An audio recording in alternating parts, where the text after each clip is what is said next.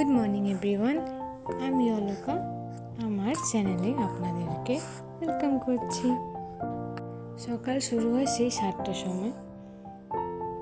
7টার সময় আমি মাম্মামকে তুলে তারপর তার সাথে একটু খেলা। তো একটু সময় লাগবে তাকে, এদিকে মুড়াবে সেদিকে মুড়িয়ে তারপরে গিয়ে উঠে তো সুন্দর করে স্মাইল করবে, তারপর উঠে।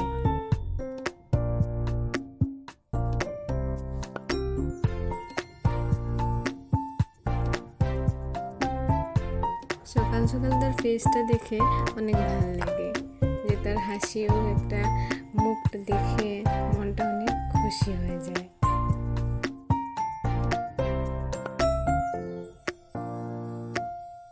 প্রথম 2-3 সপ্তাহ এরকম ছিল যে সে রাতে ঘুমোতো না, তার সাথে জাগতে হতো।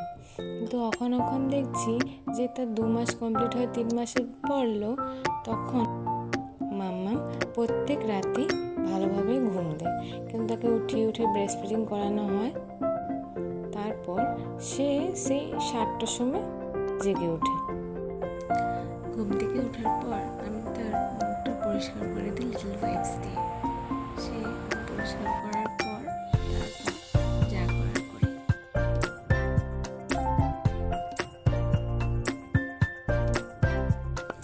আমাদের এদিকে আজ সকাল অনেক ঠান্ডা পড়েছিল, কারণ বিকালে অনেক বৃষ্টি হয়েছিল। এই জন্য আমি তাকে আজ সোয়েটার পরিয়ে দিচ্ছি। সোয়েটার পরানোর পর না, তার শরীরটা তো একটু ভালো ছিল না, তাকে আমি ব্রেস্ট ফিডিং করিয়ে দিয়েছি। তারপর তাকে আমি ঘুম করিয়ে দিয়েছি। তারপর ঘুমের থেকে ওঠার পর তাকে একটু মুছিয়ে দেবো, মুছানোর আগে তাকে বডি ম্যাসাজ করে দেবো। তারপরে এই যে আমি তাকে ঘুম থেকে তুলছি, তার হাসিটা দেখ, সে উঠবে, সে উঠছে আর সে ঘুমোবে। ঘুম থেকে ওঠানোর পর তারপর তার ঠাম্মিয়ে জোলনা ঠিক করে দিয়েছে, তারপর জোলনাতে ঘুম করে দিয়েছি। 1 তারিখে তো তাকাচ্ছে আমার। এই দেখো, তার ঠাম্মি তাকে তেল ম্যাসাজ করে দিচ্ছে। আমরা সর্ষের তেলটাই লাগাই, কারণ সর্ষের তেলটা লাগালে যে বেবি গায়ে প্রচণ্ড ঠান্ডা ভাব লাগার ভয় থাকে, এই ঠান্ডা ভাবটা লাগে না। এই জন্য সর্ষের তেলটাই প্রথম দিন থেকে আমরা সর্ষের তেলটাই ব্যবহার করি। ঠাম্মি তেল ম্যাসাজ করতে তার সাথে খেলা করছে।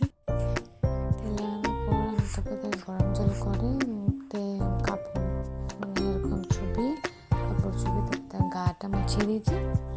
গা মোছানোর পর তারপর তাকে আমি টিক লাগিয়ে দিয়েছি, টিক লাগিয়ে পাউডার লাগিয়ে সে এখন খেলা করবে। আমি তো বাইরে কাজ করছি, বাইরের দিকে তারপরে দেখি যে সে দেখছে আমার দিকে। তারপর গিয়ে দেখি সে দেখছে, দেখে তারপর তার সাথে একটু কথা বলার পর তারপরে চলে আসছে সেদিকে। সে একা খেলা করছে।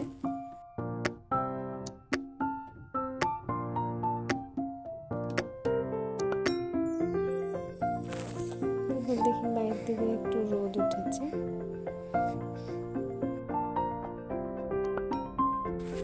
এই যে এখন বিকেল বাজে 5টা, বেরিয়ে এসে ঘর থেকে বেরিয়ে এসে হাঁটাচলা করছে, একটু তাকে বেরিয়েছি। সে টুকটুক করে তাকাচ্ছে ক্যামেরার দিকে।